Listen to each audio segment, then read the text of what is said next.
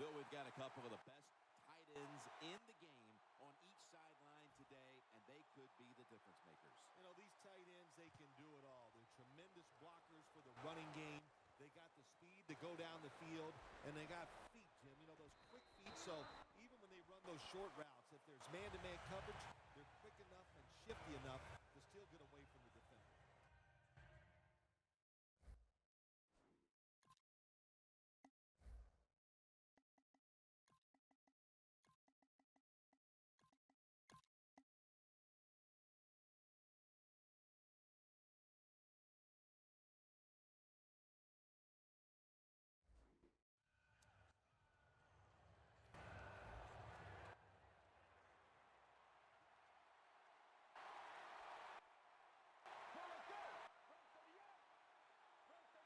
Snapping out of the gun. And incomplete. What a hit that time. Well, it's so hard to do this nowadays, to jar the football out of the hands of the receiver, but the defender did it that time. He hit him. That football came loose. Incomplete pass. Second down and 10. Set up screen. Antoine Buffet makes the hit. Well, when it's third long in a situation like this, I'm going to look at it from the defensive side. You know they're going to be careful, so make sure you come up and just make the tackle so they don't get those yards after the catch or a long run. From the gun. Hawkins with the catch. Good job by the defense. They're well-taught, well-schooled by the defensive coordinator. They know in situations like this, if it's thrown short of the first down marker, they're good. They come up, make the tackle. Now we have fourth down. The Browns snap it at the 31. Brought down at the 32. The Browns took a big gamble going for it on fourth down, and they got it. Now, can you take advantage of that big gamble?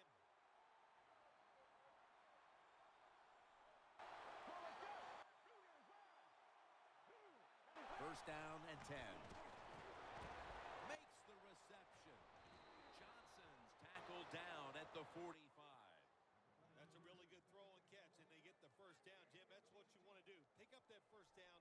Now you give your offense 3 more opportunities.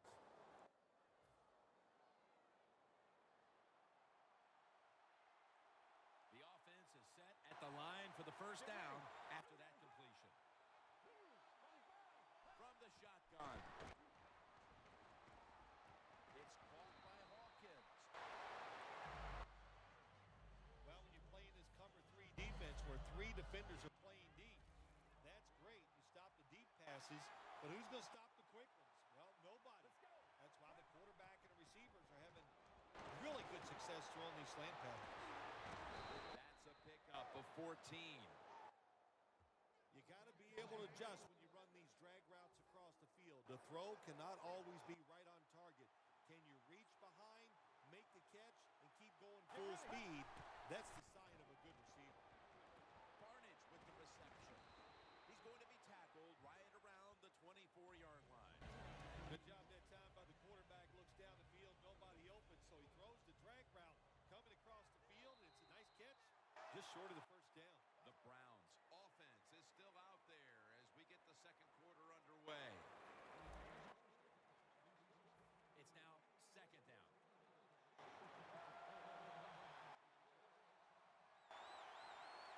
The Browns go with 2 tight ends on this play. Now slashing to the right side, looking for room. Boy, his head got yanked back the other way. An obvious face mask penalty, and that's a big one. It's about safety of the players, too. That's why when you grab, hit the helmet in certain situations, it's going to be a 15-yard penalty. Don't grab the face mask. He'll throw it over the middle. Intercepted.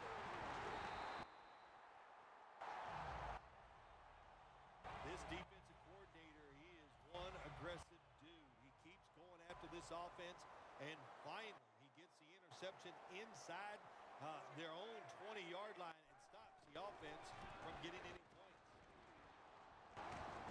A tackle behind the line. The 49ers offensive coordinator, he has to be frustrated by that play. I think he calls the right play, but what happens? The run loses yards. That's just a bad job by the offensive line. 2nd and 11. Here's the handoff, and they'll run it. The defense, when they have you backed up against your own end zone, they're expecting you to run the football. They were ready, and they stopped the team for a short gain. The 49ers will line up. First down markers right at the 15-yard line.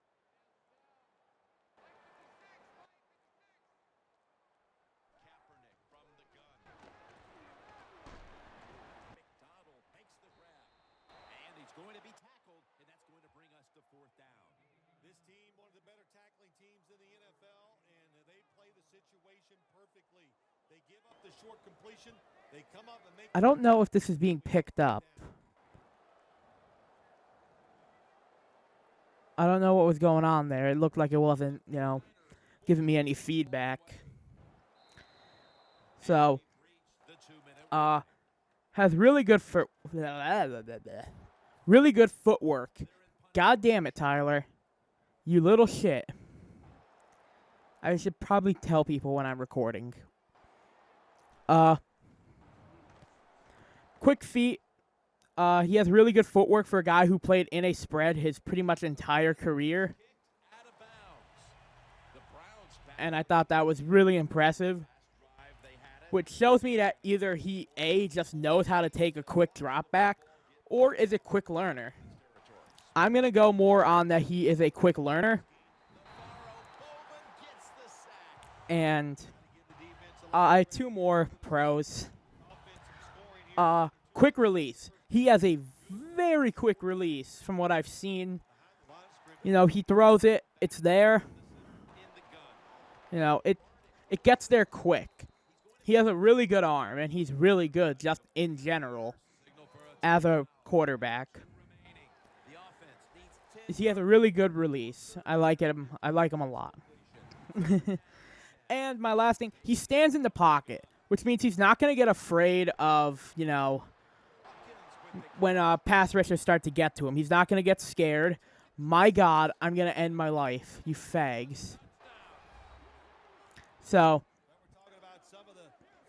God damn it, I hate these guys so much. I keep losing my train of thought.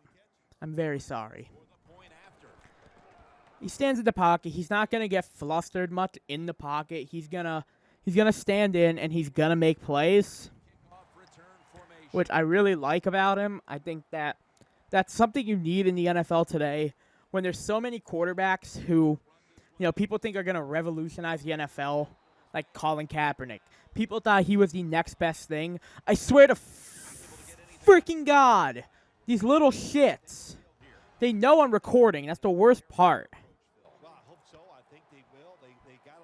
I know you two are going to watch this. Do not fucking message me until 5 o'clock. I know you two are going to be watching this. Do not message me till 5 o'clock.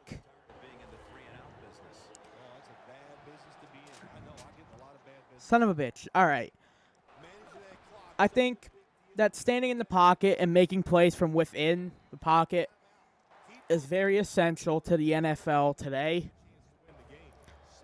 And I think that quarterbacks like Kaepernick need to learn how to stay in the pocket and make plays from there and not run around. Although it...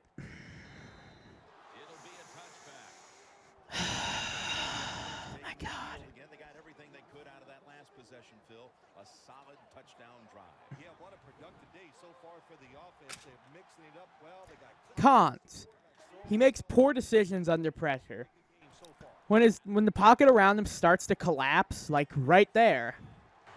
When the pocket starts to collapse around him, he makes poor decisions and throws into coverage. San Diego State game, 2 edge rushers came out, stepped up, came right around the edge, stepped up, and threw it into pretty much double coverage. There was a deep safety and a shallow corner, and he tried to fit it in between the two. And it didn't work. The corner stepped in front of it, got it pretty easily. And he's scrawny. He's tiny, I feel. For a guy who's 6'4", 215 isn't very ideal. I think when you think 6'4", you want more of a, maybe like 230, 240-ish in my mind. And that kind of that I put these two in the same column, kind of, which is his fumble issue. Which his fumbles are, I think, a direct result of his weight to height and all that fun stuff. I think it's because he isn't scrawny. He's scrawny. I think that's why has 24 career fumbles. But so those are my pros and cons. And then I have 4 teams. I have 4 teams on here that I think could take a shot at him. One of them is only if he dropped far enough. I doubt it. As of right now, I have him as a top 10 prospect and the number 1 quarterback on my draft board. I say that with air quotes because I'm not going to take the time to make one. But Goff is, I think, the number 1 quarterback in this draft. And the reason why is Carson Wentz has the intangibles, the things you want in a franchise guy. It's just that he has those things, but he used them against, lesser competition. And that's going to be one of my cons in the video I do about him tomorrow. So I'm doing Carson Wentz next. For most of these positions, I'm going to do my players in order of how I feel about them. I'm probably going to be doing 6 quarterbacks, maybe 7.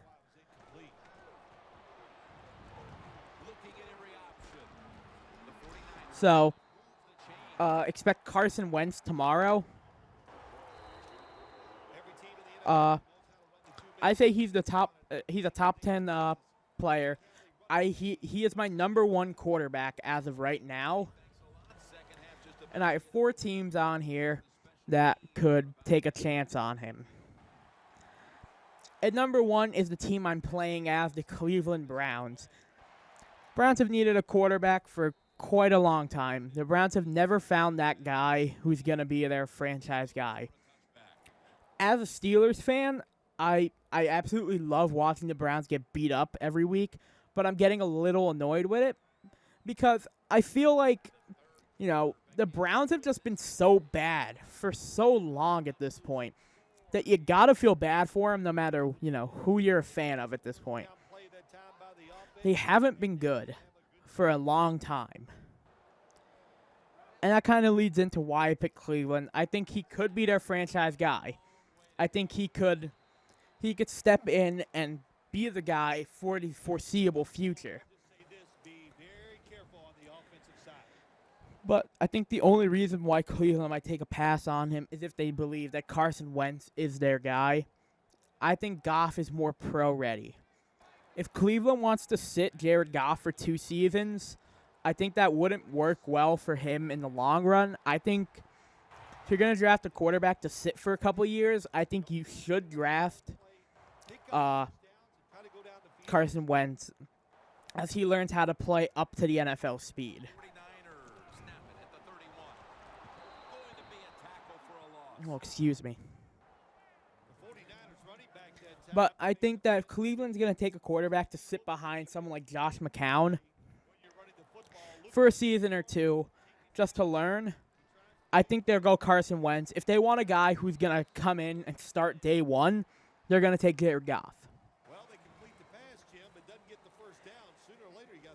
Next, I have the San Francisco 49ers. Is Chip Kelly really sold on Colin Kaepernick? The thing is, Jared Goff doesn't fit in a Chip Kelly offense. I don't think Jared Goff is an amazing athlete. He's quick, but he's not fast. I don't think Chip Kelly can use a drop-back quarterback. I mean, with Sam Bradford, I don't think it really worked for Bradford in Philly for a while there because Chip Kelly wanted to run that offense that he runs.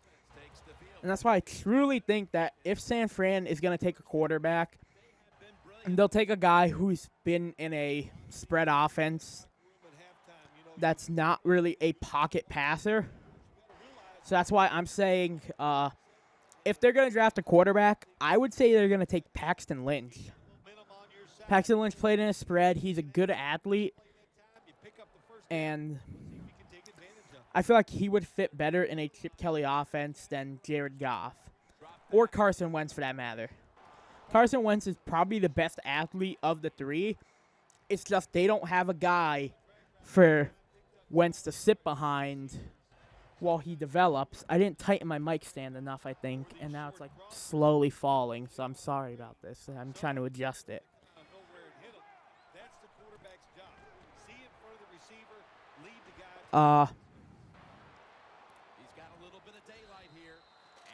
Up next, I have Dallas.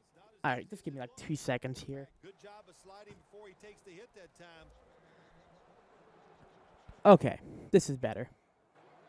Maybe if I tighten this a little. Nope, that's no. Okay, there we go. Here they come to the 41-yard line. There we go. All right, it's tightened. Sorry about that. It just kept sliding down. I kept having to readjust it. I'm just getting a little annoying. Oh my God. Whatever. That was a joke.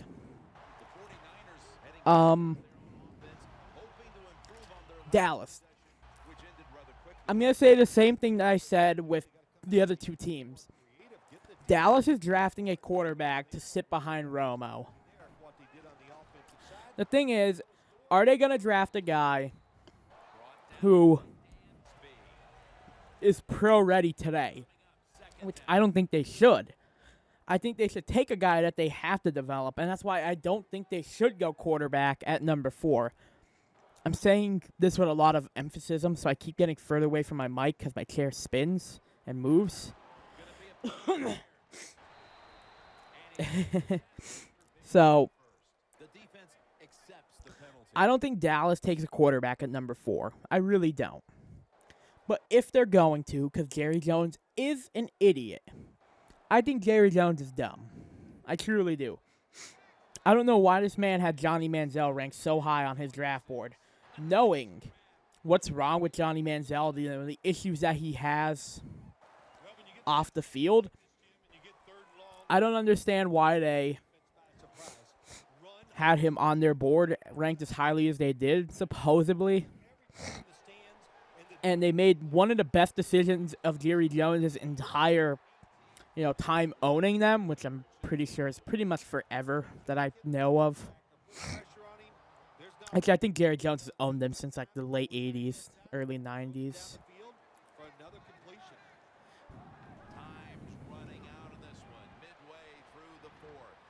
But I truly don't think that Dallas will take a guy like Goff. But if they do, he'll have to sit behind Tony Romo for a couple of years, which, again, I don't think is their best bet. I feel like Carson Wentz should be that guy because Wentz isn't as pro-ready as Goff is. And the last team I have, they're outside of the top 10, and the only reason why he would drop out of the top 10 in my mind, why he would even drop past number 2 or like 4 or something, is if, something happens to him where maybe he like tears his ACL or something doing an off-season workout. That's the only reason I can see him dropping even out of the top 5. Because I don't think there's any way he gets past Cleveland and Dallas and San Fran. But if that did happen and he was available, the Los Angeles Rams would absolutely draft him in a heartbeat. He is the best quarterback in this draft, in my personal opinion. I know a lot of, the professional analysts like Carson Wentz I really like Wentz. I'll talk about him more tomorrow. It's just that I think Goff is more pro ready, and he's gonna overall be ready day one, and he's gonna be that guy. Signal for the timeout, and that's the first one they've used. So, in my mind, with the number 2 overall pick, the Cleveland Browns will select Jared Goff. 14. That's a timeout by the defense. And just real quick before the end, my NFL comparison would be someone like Matt Ryan. You know, big-bodied guy, not really that big. Really good pocket passer, not the greatest athlete. You know, doesn't have amazing speed. So they can really, I think those two are really, you know, a good comparison. I think Matt Ryan's one of the better quarterbacks in the NFL. He's just been a victim of a bad defense, bad offensive line play. All these things. I think Matt Ryan's a really good quarterback. And I think Atlanta hit a home run with him when they drafted him over, you know, Joe Flacco. But this is pretty much the end of it. Up next, I said it multiple times today, would be Carson Wentz. I'm doing my players in order. I said it before. So I said Jared Goff is my number 1 quarterback. Carson Wentz is my number 2. I might as well just tell you the order I'm doing this in. I'm going to do Carson Wentz next, Paxton Lynch, Connor Cook, Dak Prescott is my number 5. I think he's a very interesting prospect and a very interesting developmental player. And then 6, I'm going to do Christian Hackenberg. That's the last quarterback I plan on doing. I live in Pennsylvania, so I have a bit of an invested interest in the Penn State boy. But I don't think he's a top 5 quarterback. I'd honestly be surprised if he went higher than maybe like 3 or 4, like round-wise. So, but tomorrow will be Carson Wentz. So, hear more about him tomorrow. Friday will be Paxton Lynch. Saturday will be Connor Cook. And Monday will be Dak Prescott. I come to the decision that I'm not going to record on Sundays, so don't expect stuff on Sunday. You know, it's the day of rest and all that stuff. And just most of the time, I don't feel like recording on Sundays. So expect Paxton Lynch on Friday, Connor Cook on Saturday, and then Dak Prescott on Monday. And Christian Hackenberg on Tuesday. And then I will jump into the receivers. And then from receivers, I'll go tight end. I'll go offensive lineman next.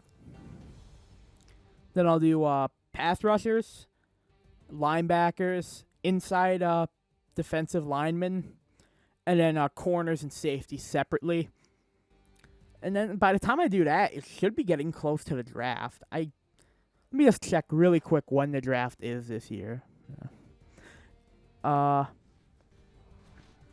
for Bill Sims and all the crew at EA Sports, Jim Nance saying so long for now. Okay, the draft is at the end of April. So I should be able to drag out these videos until the end of April. There's definitely enough players that I can get 60 videos out of. Not really 60, but around that number, I would assume. But that's the end of this one. Just one quick recap on Jared Goff. He is the most pro-ready quarterback in this draft. He has very good footwork. He has a very good arm. And just overall, he is extremely good. It's just that when the pressure gets to him, he makes bad decisions. And he might have to tack on maybe 15 pounds of muscle to really be a top-tier guy. Because the fumbles are really the only real issue that he had. So, Jared Goff is my number 1. And be ready for Carson Wentz tomorrow. This is JWax signing off.